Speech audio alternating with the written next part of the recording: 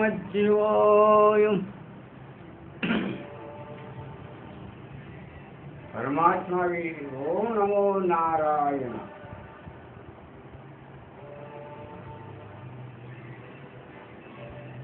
ஓம் சரவண பவா. நெல்லையப்பையே காந்திமணியே பவனாசத்திவனே உங்களை வணங்கி 3/3/2012 இந்த இனிய காலை பொழுதிலே ஆன்மீகத்தை பற்றி சொல்லலாம், நீங்கள் அறிந்து கொள்ளலாம் என்று ஆரம்பிக்கின்றேன். சித்தர்கள் நோக்கி சீர்மிகு கோயில்கள். சித்தர்கள் வழிபடாத கோயில்கள் இருக்க முடியாது. மகான்களும் யோகிகளும் முனிவர்களும் கோயில்படாது, கால்படாது இடமே இல்லை. அவர்கள் சென்று வணங்காத கோயில்களே இல்லை. தமிழ்நாட்டிலே இந்தியாவிலே எடுத்துக்கொண்டார். ஈசன் திருவிளையாடல். ஈசன் நமக்கு என்ன அருள் இருக்கின்றார், அவர் என்ன அவதாரங்கள் எடுத்திருக்கின்றார், நாராயணனும் என்ன அவதாரங்கள் எடுத்திருக்கின்றார், அகஸ்தியரும் நமக்கு என்ன தந்துள்ளார் என்பதை பற்றி இந்த தருணத்திலே நாம் அறிந்து கொள்வோம். ஈசன் எடுத்த தசா வடிவங்கள். ஈசன் எடுத்த தசா வடிவங்கள். தசா வடிவங்கள் என்றால் 10 வடிவங்கள், 10 அவதாரங்கள் என்று அர்த்தம். கும்பகோணத்தை பற்றி நாம் இப்பொழுது ஈசன் எடுத்த தசா அவதாரங்களை பற்றியும் இப்பொழுது நாம் அறிந்து கொள்ளலாம். அன்பர்களே, 10 கோடிகளே, ஓம் நமச்சிவாய. பிரளய காலம் என்பது ஒவ்வொரு யுகம் முடியும் தருவாயிலே வரும். பிரளய காலம் என்பது ஒவ்வொரு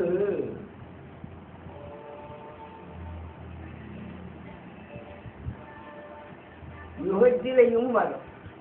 பிரளயம் என்றால் என்ன? பூமி அழிவது, அதுதான் அர்த்தம். அப்படி கிருதாயுகம் முடிவடையும் போது வெள்ளப்பெருக்கெடுத்து பூமியில் சூழ்ந்து கொண்டது. அப்போது படைக்கும் தொழிலை புரியும் பிரம்மன் உயிர்களை எல்லாம் சேர்த்து அமிர்தத்துடன் கலந்து ஒரு மண்பானையில் வைத்து பிரளய வெள்ளம் அளவுக்கு அதிகமாக பீரிட்டு ஜீவன்கள் நிரப்பப்பட்ட பானையை அடித்து கொண்டு பாரநாட்டின் தென் திசையை நோக்கி மின்னல் வேகத்திலே வந்திருக்கின்றது.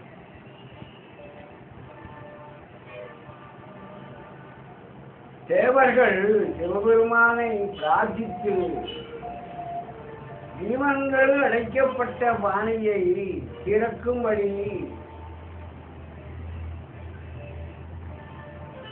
வேண்டி சிவனும் கிருதமூர்த்தி வடிவத்தில் கொண்டு பாடம் ஒன்றைய பானையை உடைத்திருக்கின்றார்.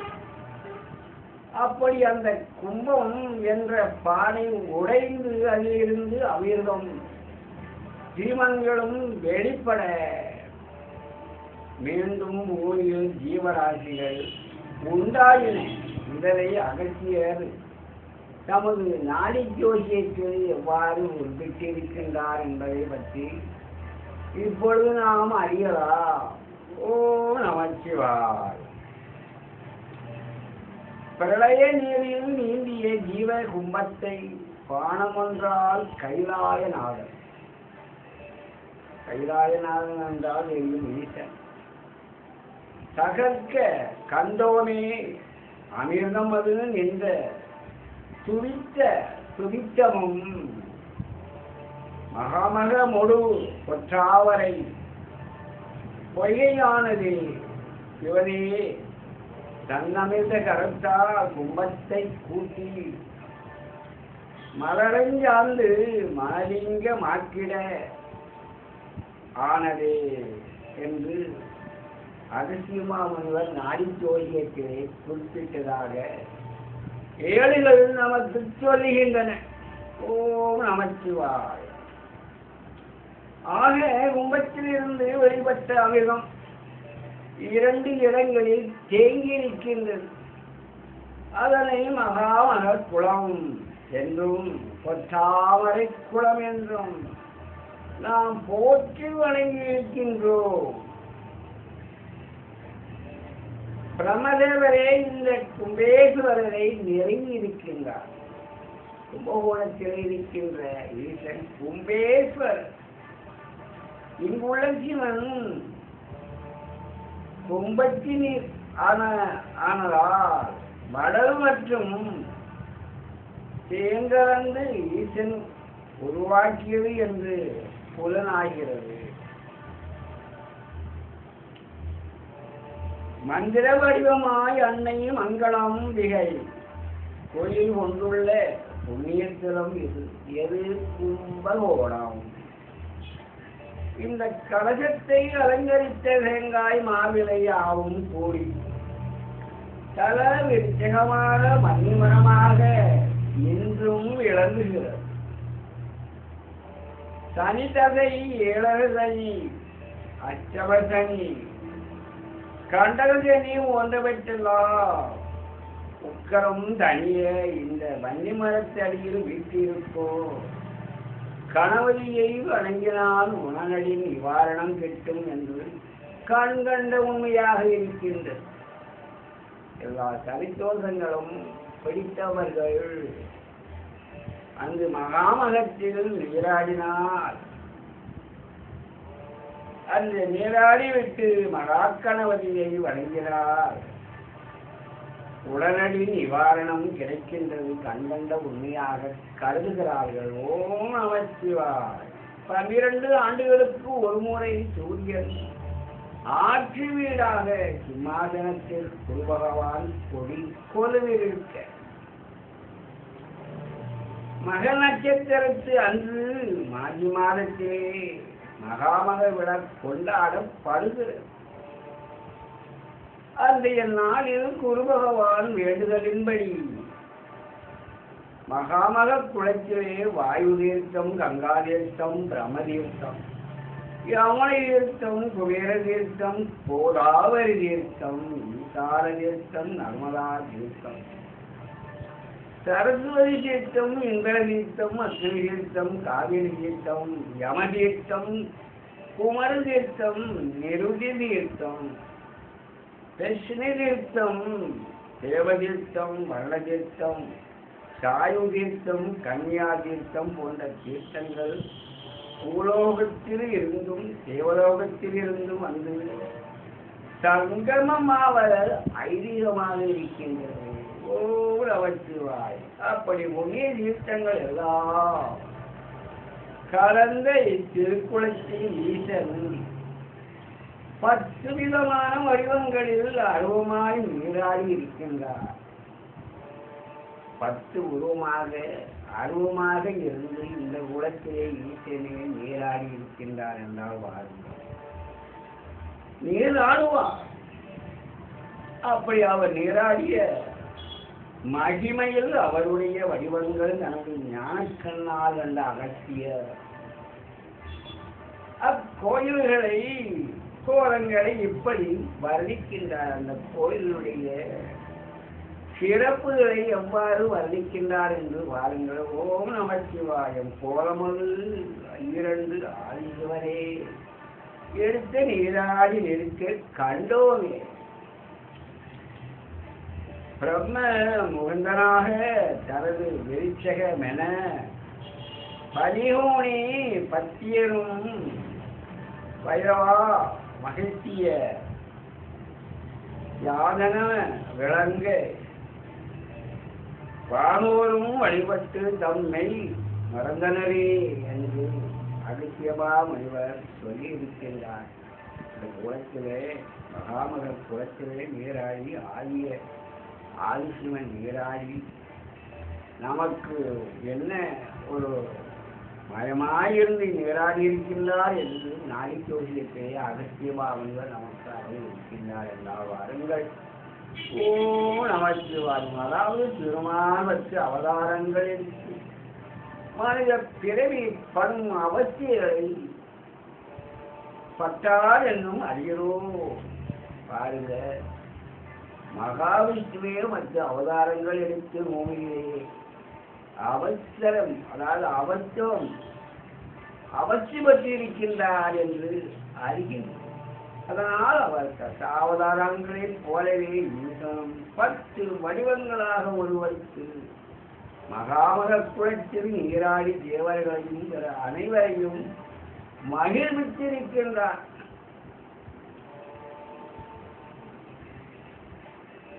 என்று நாடிவாய்களாக அறிகின்றோம். நாடி ஜோசியத்தின் மூலமாக நாம் அறிகின்றோம். வஜ்ராஜ சுவாமி கோயிலுக்கு சென்றால் அந்த சுற்றுவட்டாரம் ஊராவே நாடி ஜோசியத்தை பார்க்கின்றார். அது ஒரு ஐதீகத்திலேயே நடைமுறையிலே வந்திருக்கின்றது. அகத்தியமா முனிவர் கொடுத்த அந்த நாடி ஜோசியம், 7 ஜோசியம், யார் ஒரு நட்சத்திரம் பெயரை சொன்னால் அந்த ஏழை எடுத்துக்கொண்டு பலனை அறிவிக்கின்றார். அப்படிப்பட்ட அந்த வைத்தியநாத சாமி கோயிலை நான் சென்று சமீபத்திலே நானும் பேரனும் வழிபட்டு வந்திருக்கின்றோம். ஓம் நமச்சிவாய். அந்த ஈசன் அடுத்த திருவுருவங்கள் பிரம்மதீர்த்தம், பிரமதீஸ்வரர், முகதீஸ்வரர், தலேஸ்வரர், விருஷ ஈஸ்வரர், சனீஸ்வரர், கோடீஸ்வரர், பட்டீஸ்வரர், பைரவ ஈஸ்வரர், அகஸ்தீஸ்வரர், வியாதேஸ்வரர் ஆகும். இந்த மூர்த்தங்கள் யாவும் அரைநொடியிலே தோன்றி நீராடி மறையும் என்கின்றார்கள். இவரெல்லாம் அந்த உருவத்திலே வந்து அவர்களால் நீராடி அதை நொடியிலே வந்து மறைந்து விடுகிறார்கள் என்று சித்தர்கள் எல்லாம் வந்து நமக்கு அருளியிருக்கின்றாரோ நமச்சிவாய். பொலிகமுறையிலே செல்லும் வழியிலே அகத்தியர் ராமபிரானையும் லக்ஷ்மணனையும் சந்தித்திருக்கின்றார். அனுமான் என்ற குள்ளமான முனிவர்தான் அகத்தியர் என்று ராமருக்கு அறிமுகப்படுத்தியிருக்கின்றார். வாட்டம் கொண்ட ராமபிரான் முகத்தை இந்த மகாமக குளக்கரையில் கண்ட அகத்தியர் அவரை ஆறுதல் படுத்த முயன்றிருக்கின்றார். குடமது உடைந்து ஜீவன் வெளியிட்ட இந்த இடத்தில் ராமனுக்கு அகத்தியர் விளக்கி இந்த இடத்தில்தான் ஈசன் அந்த குடத்தை, அமுத குடத்தை உடைத்திருக்கின்றார் என்று ராமருக்கு எடுத்து சொல்லியிருக்கின்றார். இந்த குடம் உடைந்து நின்ற தளம் என்பதால் குடந்தை என்று கூறி கும்பேஸ்வரரை வழிபட அழைத்து சென்று அந்த சன்னதியிலே ஆதித்ய ஹிருதய லோகத்தையும் ராமபெருமானுக்கு உபதேசித்திருக்கின்றார். யாரு? அகத்தியமாக பஞ்சமுகம் கொண்ட ருத்ரட்சம் ஒன்றை ராமனுக்கு தந்து ஆட்சியும் கோரியிருக்கின்றார். யாரு? அகத்தியமாக. யாருக்கு கொடுத்தார்? ராமருக்கு கொடுத்திருக்கின்றார். 3 முறை அத்திய ஹிருதய தோற்றங்களையும் பாராயணம் செய்து பின் ருத்ராட்ச வீரத்தை தியானித்து ராமாயணத்தையும் ராமபாணத்தையும் ராமன் மேல் ஏவி ராமனின் பக்கம் வெற்றி வர ராமனின் 10 தலைகளும் உருள மண்டேஸ்வரியின் மங்கள நாள். மங்கள நான் என்றால் தாலிக்க எழுந்துபார், அருந்து என்றார் அகத்தியர் நாடி தோசியத்தை கூறியிருக்கின்றார். அருண திறன் சோத்திரன் தன்னுடனே ருத்ரட்ச வீரங்கூட்டி எய்த ராமபாணத்தார் மண்டோதரியின் மங்களல் உணானது இறங்கி சாம்பலானதே என்று அகத்தியமாமுனிவர் அவருடைய நாடி ஜோதியத்திலே வர்ணித்திருக்கின்றார். இந்த செய்யுள் அகத்திய நாடியில் ஜோசியத்திலே உண்டு. எல்லா சித்தர்களும் தேவர்களும் நீராடி விரும்பும் பொய்கை இந்த மகாமகக்குளம். கும்பகோணத்திலே 12 வருடங்களுக்கு ஒரு முறை வருவது மகா கும்பாபிஷேகம். அது எப்போது வருகிறது? 2016 மகாமக திருவிழா வருகிறது. அப்போது அது நீராடி பெரும்பெரு எய்துவோம். நாம் அதாவது நம்முடைய பாவங்களை எல்லாம் போக்குவோம், நீராடி ஊற்றுவோம். அதற்கு முன் ஒவ்வொரு வருடமும் மாசி மாதம் மக நட்சத்திரத்து அன்று அந்த திருக்குளத்திலே நீராடி ஈசனை வழிபட்டு மகாபக நீராடலுக்கு அவர்கள் அருளை பெறுவோம். வெற்றி மேல் வெற்றி பெற்று வாழ்வில் வளம் பெறுவோம். ஓம் நமச்சிவாய். இப்பொழுது நாம் ஈசன் எடுத்த 10 வடிவங்கள், தச வடிவங்கள் என்றால் 10 வடிவங்கள். விஷ்ணு எடுத்து அவனும் 10 வடிவங்களை எடுத்து மாநிலங்களை காட்டார் என்று நமக்கு ஐதீகமும் சொல்லுகிறது. ஈசன் எடுத்த இந்த 10 வடிவங்கள் அரை நொடியிலே நீராடி சென்று விடுகிறார்கள் என்று சித்தர்கள் வருத்தி இருக்கின்றார்கள். இப்படி ஈசன் சித்தர்களுக்கு, நாயன்மார்களுக்கு, மகான்களுக்கு அவர் என்ன ஆற்றிய தொண்டுகளுக்கு தக்கவாறு அவர்களுக்கு உதவி இருக்கின்றார். சோதனை செய்வார், பக்தியை சோதிப்பார். அப்படிப்பட்ட ஈசன் எடுத்த தச அவதாரங்கள், தச வடிவங்கள் சித்தர் நோக்கி கோயில்களில் நாம் இப்பொழுது 7 வாயிலாக ஜோசியர் அதிசயமா முனிவர் நமக்கு அருளியிருக்கின்றார். கும்பகோணம் செல்வோம். மகாமக நதிக்கரையிலே, நதியிலே, குளத்திலே நீராடுவோம், பாவங்களை போக்குவோம். சமீபத்திலே நான் கும்பகோணம் வழியாகத்தான் அந்த மகாமக உலகம் அருகிலே நான் வந்து அந்த கண்ணுக்கென் கண்ணால் பார்க்க முடிந்ததை தவிர குளத்தில் மூழ்கி அந்த வாக்கியம் இன்றும் எனக்கு கிட்டவில்லை. ஓம் நமச்சிவாய். ஈசனும் அந்த அம்பிகை மங்களாம்பிகையும் எனக்கு அருள்வார்கள் என்று, கும்பேஸ்வரரும் அருள்வார் என்று கூறிக்கொண்டு என் குடும்பம் அனைத்தையும் அங்கு அழைத்து எங்களுடைய நோய் நொடிகளை ஆய்வை நீடிக்க வேண்டும் என்றும், நோயற்ற வாழ்வு எங்களுக்கு வேண்டும் என்றும், சிறந்த புகழ் வேண்டும் என்றும், உலகிய புகழ் வேண்டும் என்றும் கேட்டுக்கொண்டு ஈசன் எடுத்து தசா வடிவங்களை வைக்கிறால் எப்பொழுது அறிந்து கொண்டோம். கும்பகோணம் செல்வோம், கும்பேஸ்வரன் மங்களாம்பிகையும் வணங்குவோம் என்று கூறிக்கொண்டு இந்த சிறிய உரையை, ஆன்மீக உரையை சொல்வதற்கு நான் உறுப்பினையாக கருதி முடித்துக் கொள்கிறேன். நன்றி, வணக்கம். ஓம் நமச்சிவாய். ஓம் நமச்சிவாய். ஓம் சாந்தி சாந்தி சாந்தி. ஏடிக்குளம் கிணறுதாரி எல்லாம் இரண்டு வழிய மாறி அளவாய்க்குரிய மக்கள் வளமாய் வாழ வாழ்க வையகம் வாழ்க வாழுங்கள். ஓம் நமச்சிவாய். ஓம் நமச்சிவாய். முடிக்கின்றேன். இதை உங்களுக்கு இந்த ஆன்மீக உரையை தந்தவர் சிவயோகி சதாசிவ சித்தர் அல்லது தவயோகி சதாசிவ சித்தர் அல்லது யோகி சிவம். ஓம் நமச்சிவாய. முடிக்கின்றேன். வணக்கம். சுபம்.